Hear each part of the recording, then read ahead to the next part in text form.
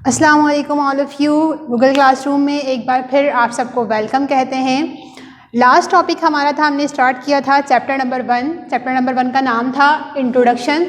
Topic number 1 हम last time पढ़ चुके थे, स्टैटिस्टिक्स किसे कहते हैं, और साथ में इसके टाइप्स थी डेटा की, स्कोप था, लिमिटेशन था, और उसके बाद जो है वो लास्ट में मैंने वेरिएबल्स को डिफ़ाइन किया था। तो स्टैटिस्टिक्स की डेफिनेशन का पहला part collection of data, data क्या है, उसे किस तरह कलेक्ट करते हैं, ये हम लास्ट क्लास में डिस्कस कर चुके हैं। होप कि आपको समझ में आ गया होगा। Now it's time to move second point of statistics definition and that is presentation of data.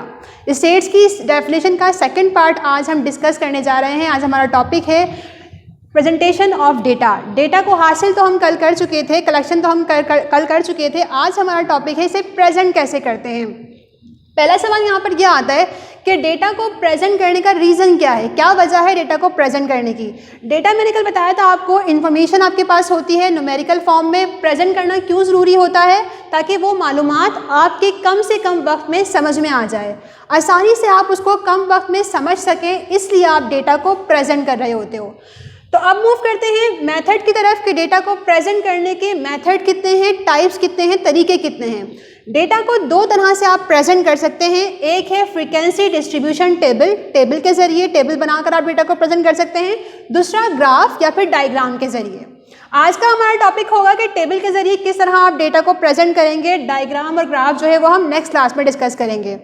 तो ठीक है जी, अब फ्रीक्वेंसी डिस्ट्रीब्यूशन टेबल होता क्या है, पहले हमें इसको देखना होगा। टेबल किसे कहते हैं?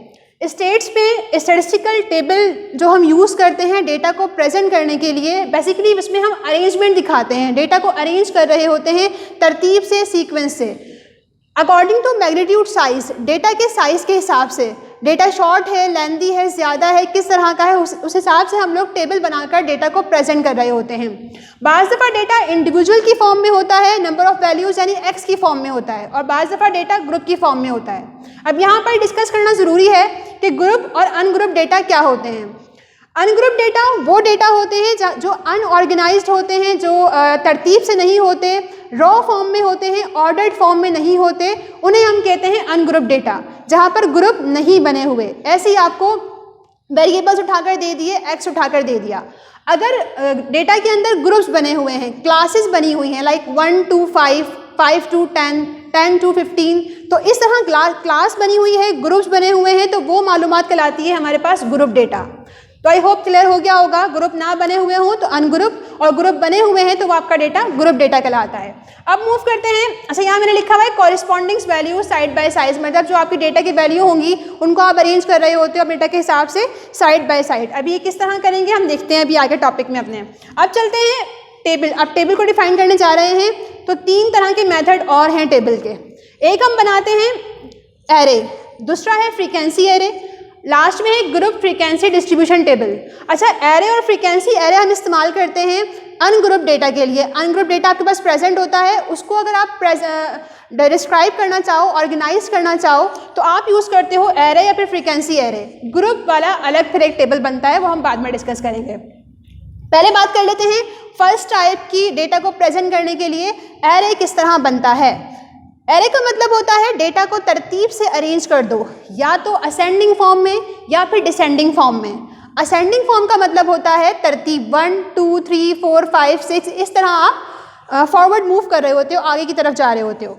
डिसेंडिंग का मतलब होता है बैकवर्ड मूव करो, लाइक 10 9 8 7 6 5 4 3 2 1। तो एरे में दोनों तरह आप डेटा को अरेंज करते हो, असेंडिंग भी और डिसेंडिंग भी। यह आप पर डिपेंड करता है कि सवाल में कंडीशन क्या है, सिचुएशन क्या है। ज़्यादातर जो हम प्रैक्टिकल लाइफ में इस्तेमाल कर रहे होते हैं वो असेंडिंग ऑर्डर इस्तेमाल करते हैं, डिसेंडिंग इतना यूज़ नहीं होता। अब ज़रा इसकी एग्जांपल देख लेते हैं। आपकी बुक शाहिद जमाल की बुक से, मैंने बुक में पेज नंबर 3 था, वहाँ से एग्जाम्पल ली हुई है, एग्जाम्पल नंबर 1 के नाम से कोड है वहाँ पर। उस पेज पर, पेज नंबर 3 पर मार्क्स दिए हुए हैं 25 स्टूडेंट के, कि सब्जेक्ट के मार्क्स दिए हुए हैं 25 स्टूडेंट, मार्क्स इस तरह रफ फॉर्म में दिए हुए हैं। तो अब ये डेटा जो प्रेजेंट है आपके पास, ये मालूमात कहलाती है आपकी अनग्रुप डेटा, मतलब ग्रुप नहीं बने हुए, ऐसे ही डेटा आपको दे दिया। कह रहा है इसका एरे बनाकर दिखाएं, तो वो किस तरह बनता है, मैंने सॉल्व करना शुरू किया यहाँ से इसको। Arrange the data into ascending order, ये जो अनग्रुप डेटा था, रफ फॉर्म में था, इसको मैंने डिसेंडिंग फॉर्म में, असेंडिंग फॉर्म में अरेंज कर लिया तरतीब से। 26, देन 28, 29, 31, 32 सीक्वेंस से हम मूव करते रहे और लास्ट वैल्यू हमारी 55 आ गई। अनग्रुप डेटा था, अरेंज नहीं था, अनऑर्गेनाइज था, इसको ऑर्गेनाइज कर लिया, तरतीब से लिख दिया, छोटी वैल्यू से स्टार्ट किया, मूव करते हुए गए और ख़त्म कर दिया अपनी बड़ी वैल्यू पर। इससे रिजल्ट सामने क्या आया? मैंने स्टार्टिंग में आपसे कहा था कि डेटा प्रेजेंट करने से हम कम वक्त में मालूमात को हासिल कर सकते हैं। तो अब यहाँ हमने मालूमात को किस तरह हासिल किया? ये रफ डेटा था, यहाँ हमें कुछ समझ नहीं आ रहा था, लेकिन जब इसको हमने अरेंज कर लिया तो कुछ रिजल्ट हमारे सामने आए। कैसे?